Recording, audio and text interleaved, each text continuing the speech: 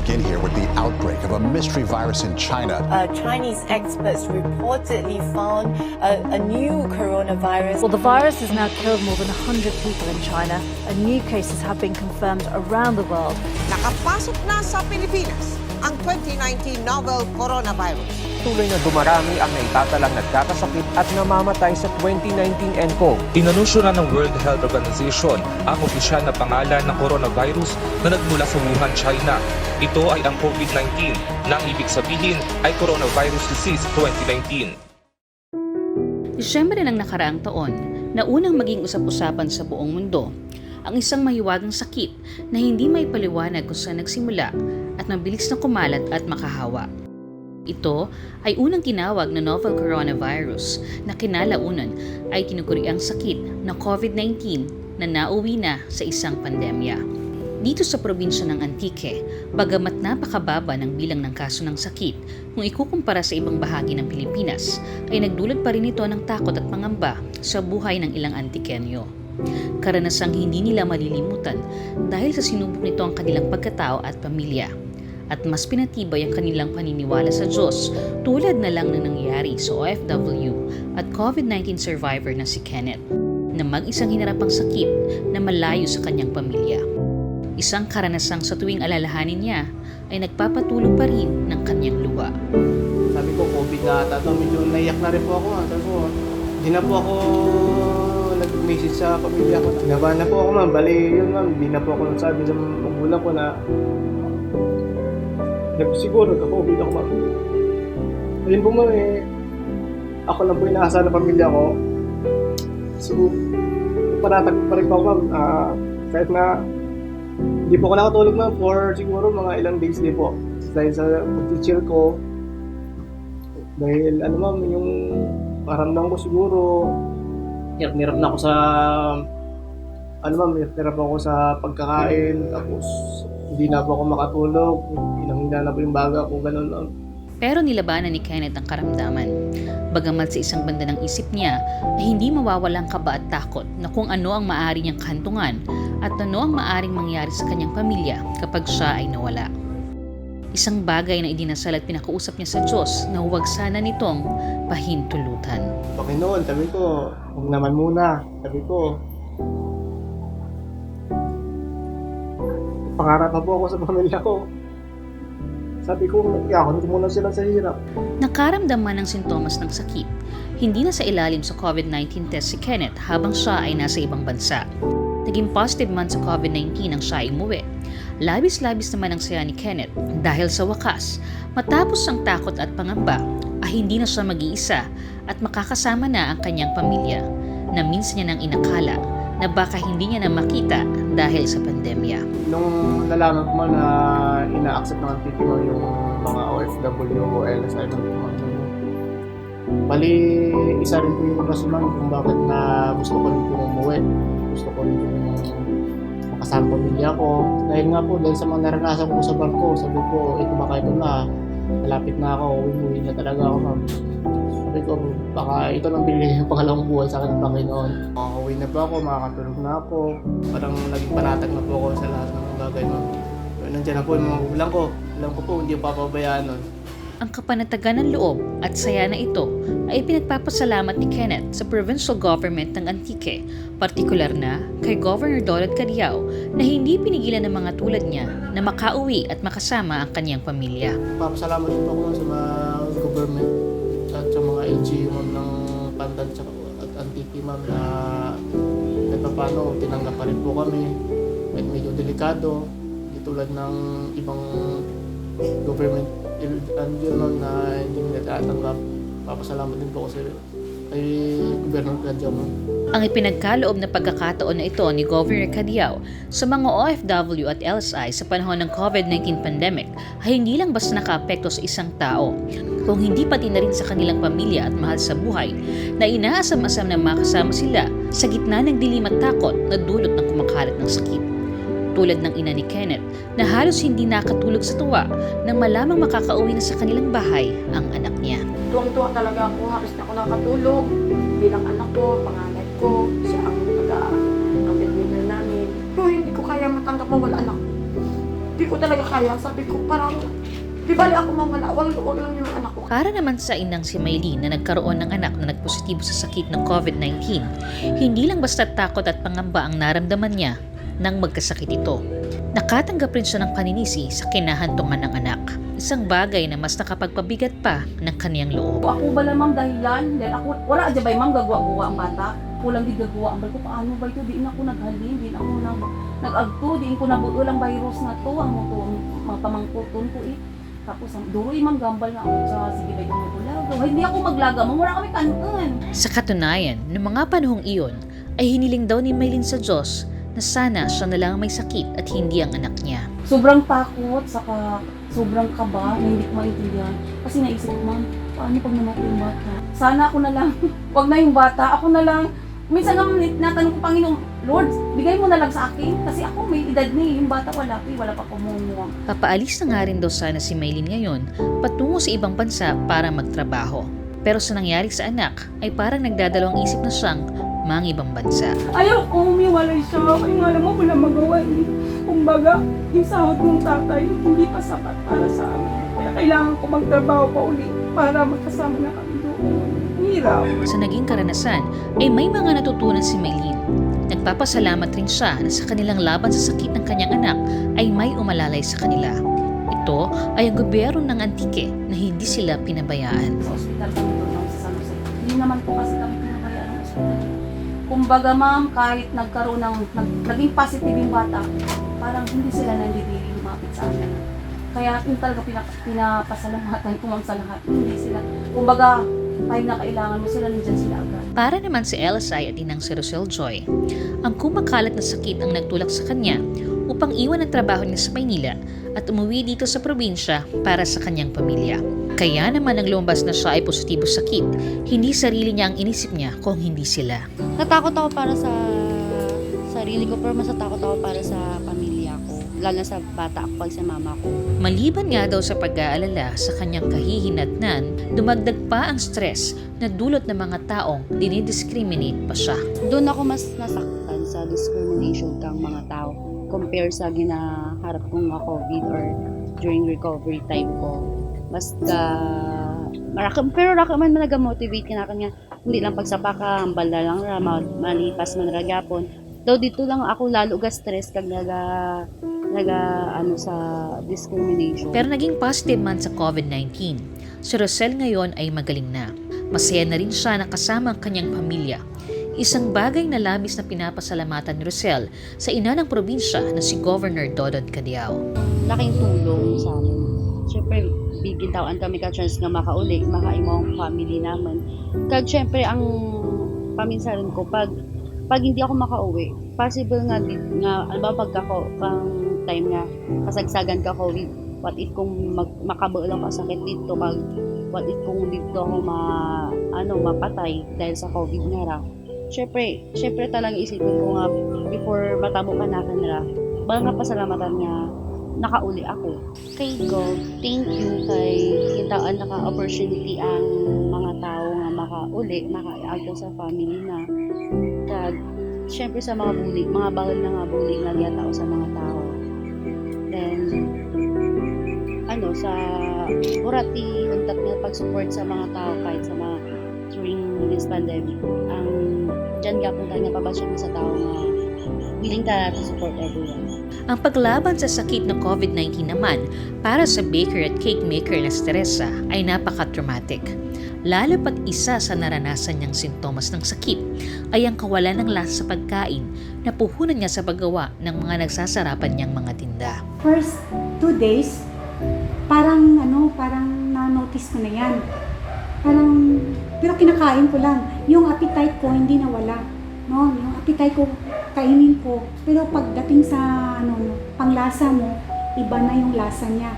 Hindi mo na ganito yung lasa niya. Hindi, pinipilit ko lang na kainin kasi ang immune system ko kasi bumaba na, bumagsak na yung immune system ko. Inakala niya rin nang dahil sa sakit na hindi na maisasakatuparan pa ang mga pangarap niya. Kasi all of my life, ever since, parang struggle, you're struggling for to get your dreams. And then here now, na you are about to get your dreams, na dito ka na, yun na. Kaya naman magpahanggang ngayon, bagamat magaling na, ay hindi pa rin naaalis sa isip ni Teresa ang naging karanasan.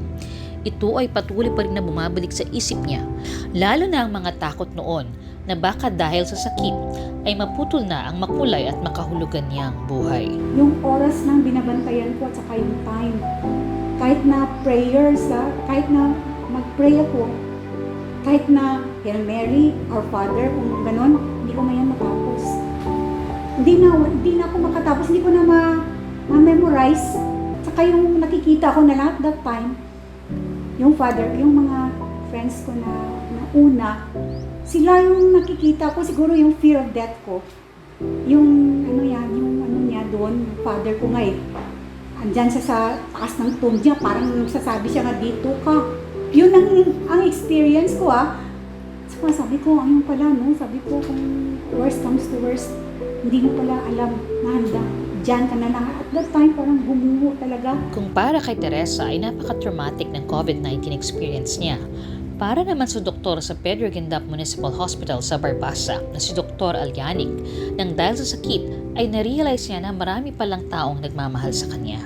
Because of COVID, na-realize ko na ang daming concerns, daming nag-care, daming nagmamahal pala sa akin, parang ganon. Kasi almost everyday, ang daming food na dumadating dito, tapos daming mga messages na get well soon, mga relatives ko na ang layo-layo na wala na kaming contact nang tumatawag sa akin. Parang, although, it's still COVID, pero I think part of it, blessings din. Kasi na-realize ko na, ay, ganun pala, ang dami pala nag-care sa akin. At, talaga, you feel really good for that. Kahit na si Governor, nagpadala talaga ng tao to check with my family, kung kumusta yung family ko. Nagpadala siya ng mga mask, nagpadala siya ng mga vitamins for my family. Tapos kami dito sa hospital, syempre quarantine kami dito. Nagpadala rin siya ng food, ng mga vitamins. Doon ko talaga na-feel na talagang pinakita niya yung motherly love niya sa akin at sa family ko. Then, at sa amin dito, lahat. Dito sa amin. From time to time, tumatawag siya dito, nangangamusta sa amin. She asked us kung ano ang mga kulang, kung ano ang mga needs namin. So, very thankful talaga ako. Siguro wala na akong mas kung may word pa na sobra sa thankful, yun na siguro. Positibo man ang naging epekto ng sakit kay Dr. Alyanic, mas naging maingat na siya sa ngayon matapos gumaling. Ito ay hindi para sa sarili niya, kung hindi para sa kapakanan ng kaniyang pamilya. Lalo na akong naging maingat ngayon, even sa family ko, hindi na nga ako tumatabi sa anak ko pag natulog kong gabi. It's really a sacrifice kasi yung asawa ko na separate room, ako in a separate room, yung anak ko sa separate room, yung nanay ko sa separate room. And I don't mingle with my mother anymore. Nasa malayo lang siya kasi takot ako. She's very delicate na kay 90 years old. Kaya na-uwi ako, mag-ask na siya kung meron kaming patient na COVID suspect. So, she will ask me if I can sleep with her at night. Sabi ko, hindi pa pwede. Let's wait for the vaccine to come. Dahil sa naging karanasan, ay may pakiusap rin si Dr. Alyanic sa mga pasyenteng nagpapatingin ngayong may COVID-19 pandemic. Sa mga patients naman, please be honest. Yun lang. Be honest naman kasi dito, buhay namin ang in danger pag hindi sila nagsabi ng totoo. At hindi lang ang aming buhay ng mga health workers, buhay din ng family namin. So, at buhay ng community. Ang nangyari kay Dr. Elianic ay isa ring hindi makakalimutang karanasan para sa hepe ng Pedro Guindap Municipal Hospital sa Barbasa. Dahil maliban sa takot na dulot ng sakit, ito rin ang pagkakataon na kung saan mas naramdaman nila ang pagmamahal ng ina ng probinsya ng Antique na si Governor Todod Cadiao. Nagtawag ko kay Gov na positive si isang doktor. Tapos ang balko ng kamusta ka mo dagdo ka man. So ang ama ni Gov, siya ang siya sige, ang tingumaan ko nga makadalain ka mo sang bulig. Next day nga to, following day, nag-abot ang mga bulig nga mga bugas, mga canned food, mga pala.